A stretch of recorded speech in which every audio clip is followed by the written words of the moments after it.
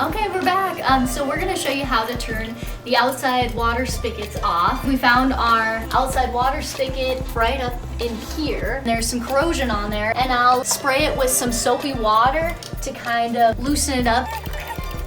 You definitely want to make sure you do this at the end of the season, especially here in Montana. We get freezing temperatures that can really do some damage to your plumbing.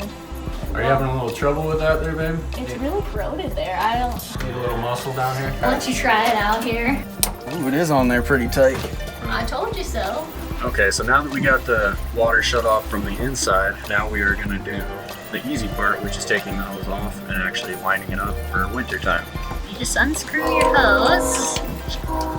Now you don't want the water to freeze in here because if it does, it can burst your hose and it's just not good for it. So you're gonna wanna line the hose up, and Becca's been kind of holding it up, draining it as we go. And this should help get all the water out of it. All right, so we finally got this 100-foot hose all wound up and ready to store for the winter and got all the water out of it.